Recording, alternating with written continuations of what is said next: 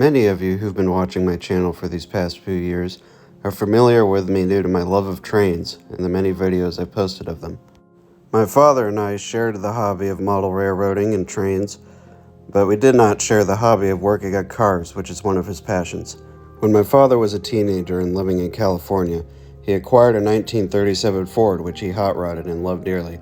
Unfortunately, it hasn't ran in over 40 years, and now I will attempt to restore it to operation. This is going to be quite the undertaking.